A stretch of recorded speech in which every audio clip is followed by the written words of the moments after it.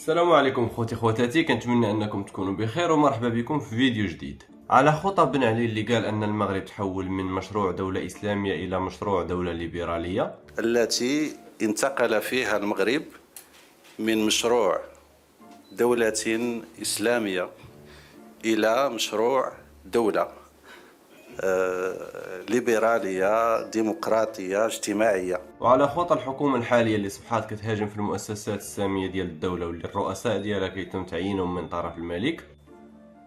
راه المجلس الاعلى للحسابات لما كيمشي كيدير التقارير ديالو راه كيصدر لنا غير الاختلالات، الاشياء الجميله الاخرى كلها لا يتحدث عنها. فاذا لا يجب ان نعطي تصورا على ان بلادنا فيها غير الفساد. وزير الاوقاف والشؤون الاسلامية حتى هو كيخرج وكيقولها قد راسو.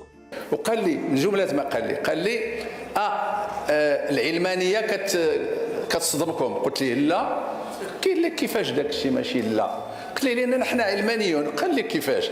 قلت ليه ما عندناش النصوص ديال 1905 ولكن اللي بغى شي حاجه عندنا كيديرها. على مالها اشنو فيها؟ جات غير عليه هو. عندك مثلا سي عبد اللطيف وهبي المحترم، لا ينوض عيني حتى انا ولا شي حاجه، قال كاع ان المغاربه خاصهم يديروا التحاليل ديال لا دي ان باش زعما يتاكدوا من والديهم. فين ما تسال شي دري انت لا دي ان قلبوا على باه يبقى المغربي غادي تابعين 20 دري. ومع ذلك ما ناض ليه حتى واحد وما هضر عليه حتى شي واحد. ودابا السي احمد توفيق قال غير اننا علمانيون كلشي ناض ليه. علاش زعما؟ ولا زعما حيت هو حيت قصير ياك؟ اودي احنا شعب حقار. ومن جهه اخرى السي احمد توفيق درتي واحد لافوت، وهو انك خالفتي القاعده ديال وزاره الاوقاف والشؤون الاسلاميه. حنا في المغرب موالفين اننا كنشوفوا وزاره الاوقاف والشؤون الاسلاميه 3 مرات في العام صافي. المره الاولى هي فاش كنسمعوا تعلن وزارة الأوقاف والشؤون الإسلامية ثبوت رؤية هلال شهر رمضان المبارك، وعليه فإن أول أيام رمضان المبارك ببلادنا هو غدا الاثنين.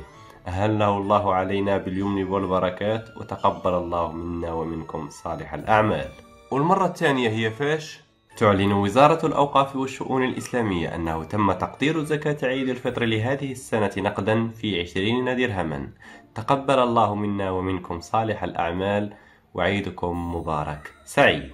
والمرة الثالثة هي فاش كيتم الإعلان عن عيد الأضحى المبارك. يعني يا سي أحمد توفيق ما كانش عليك تخالف القاعدة وتجبد عليك النحل، غير هو منين قلتي أن المغاربة علمانيين، المغاربة تخلطوا لهم العرارم كيف ما كنقولوا، حيت لقاو أن الكلام ديالك مناقض تماما ومخالف تماما لما جاء في الدستور المغربي. الدستور المغربي في الباب الأول الفصل الثالث كيقول: الإسلام دين الدولة، والدولة تضمن لكل واحد حرية ممارسة شؤونه الدينية. يعني البلاد ديال المسلمين وساكنين فيها المسلمين، وحتى اللي حاكمينها مسلمين.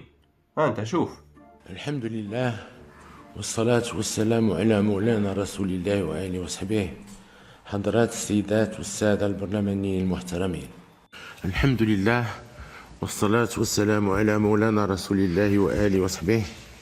شعبي العزيز، وبصفتي أمير المؤمنين وكما قلت في خطاب تقديم مدونة أمام البرلمان، فإنني لن أحل ما حرم الله ولن أحرم ما أحل الله. ودابا دخلت عليك بالله، المغاربة كيقولوا حنا مسلمين، الدستور كيقول حنا مسلمين، الملك كيقول حنا مسلمين، نطي انت منك لراسك قلتي حنا علمانيين. وعلى هاد القيبان انت عندك شي كالا صحيحة؟ اش كيجيك باسو؟ عاد زيد ديك اللعيبه ديال حنا في المغرب اللي بغى يدير شي حاجه كيديرها.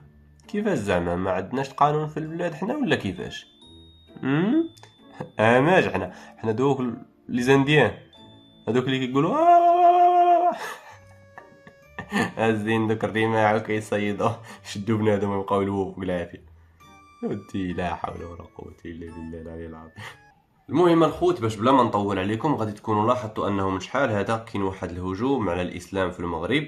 غير هو هذا الهجوم زادت الحده ديالو في السنوات الاخيره من طرف شي ناس اللي دايرين فيها مفكرين، ومن طرف ناس اخرين اللي دايرين فيها اطباء وعلماء كونيين وشي تخربيق، عاد زيد وزراء في الحكومه ومسؤولين سياسيين. وهذا الشيء الا كيوضح وكيأكد شي حاجه، فانما كيوضح وكيأكد على ان الاسلام هو الطريق الصحيح، وكيوضح وكيأكد على أن هناك مجموعة من الناس أو جهات معينة ما بغوكش تبقى على الطريق الصحيح، بغوك كراجل تولي تنعس مع راجل، بغاوك كراجل مرتك تولي تنعس مع راجل اخر او لا مع اي راجل بغات، بغاوك كراجل بنتك اختك مرتك يوليو يديروا تا هما اللي بغاوك كراجل ما تولي عندك سلطة على حتى شي واحد ولو على نفسك. ونفس الامر بالنسبة للعيالات، بغاوكم توليو مجرد سلعة متاحة لكل شي وفابور، وهادشي كامل تحت مفهوم المساواة والحرية والحقوق وديك الهضرة الخاوية. فلهذا أخي المسلم أختي المسلمة، دينك ثم دينك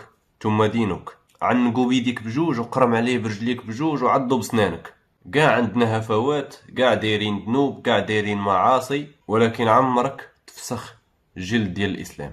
تبت فرك في الطريق الصحيح، وقاع هادشي اللي كتشوف فراه مجرد فتن بغات تخرجك على الدين ديالك. راك غادي في الطريق الصحيح، بعض مرات كيوسوس لك الشيطان وكتغلبك النفس ديالك، كتخرج يديك وتعاود ترجعها، تخرج رجلك وترجعها، بعض مرات كتعاود تخرج عينيك، ولكن عندك تخلي الشيطان يوسوس ليك وتخرج كامل وتمشي في طريق عوجة مع ناس عوجين، حيت نهار اللي غادي تشد هذيك الطريق العوجة والله لو وصلتي. وتفكر قول الله سبحانه وتعالى: ولن ترضى عنك اليهود ولا النصارى حتى تتبع ملتهم. وهادشي اللي كاين اخوتي في هذا الفيديو، نشوفكم في الفيديو الجاي ان شاء الله. على مولانا.